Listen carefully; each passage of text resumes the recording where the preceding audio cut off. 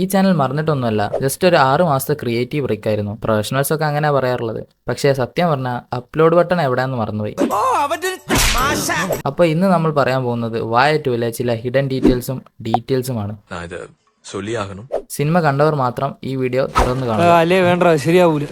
ആഷിറിന്റെ വാപ്പ മരിക്കുന്ന സീനിൽ ഒരാൾ പുറത്തു വന്ന് ഒരു വലിയ വായ വെട്ടുന്നതും അതിന്റെ സൈഡിൽ ഒരു പുതിയ തൈ ഉള്ളതും കാണിക്കുന്നുണ്ട്. ഇത് സിംബോളിക്കായി വാപ്പ മരിച്ചു, ഇനിയുള്ളത് ഹാഷിറാണ് എന്നാണ് കാണിക്കുന്നത്. അതേപോലെ ഹാഷിറിന് അനിയൻ ജനിക്കുമ്പോൾ അതേ സൈഡിൽ തന്നെ പുതിയൊരു തൈ കൂടെ വന്നതായി കാണാം. അലന്റെ അനിയത്തിയുടെ മുറി കാണിക്കുന്ന സീനിൽ ഒരുപാട് ബാർബി ഡോളുകൾ കാണാം. സോ അവൾ ഒരു ബാർബി ഹാർഡ് കോർ ഫാൻ തന്നെയാണ്. അതിന്റെ കണ്ടിന്യൂഷൻ പോലെ തന്നെ സിനിമയിലെ ഒരു രംഗത്ത് അവൾ ക്ലാസ് കട്ട് ചെയ്തു പോകുന്നത് ബാർബി ഡേ ഔട്ട് എന്ന സിനിമ കാണാനാണ്.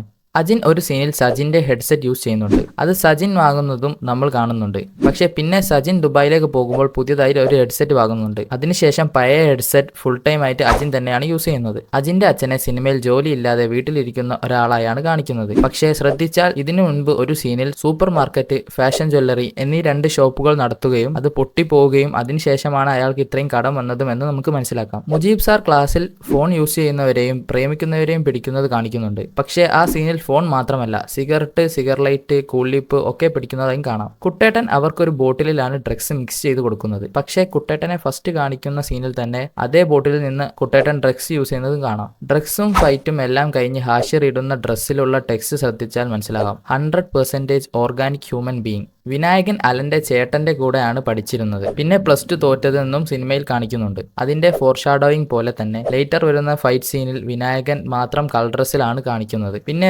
എക്സാം എഴുതുന്ന സീനിൽ ശ്രദ്ധിച്ചാലും എല്ലാവരും യൂണിഫോമിൽ നിൽക്കുമ്പോൾ വിനായകൻ മാത്രം കളർ ഡ്രസ്സിലാണ്. ഇതിൽ ക്ലൈമാക്സിലാണ് കാണിക്കുന്നത് ആഷിറിനെ സഹായിക്കാൻ വായ 1ലെ ആൾക്കാരൊക്കെ വന്നിരുന്നു എന്നത്. എന്നാൽ ശ്രദ്ധിച്ചാൽ തന്നെ മനസ്സിലാവും ആഷിർ ഫുഡ് കൊടുക്കുമ്പോൾ തന്നെ അവരെല്ലാവരും അവിടെ തന്നെ ഉണ്ടായിരുന്നു എന്ന്.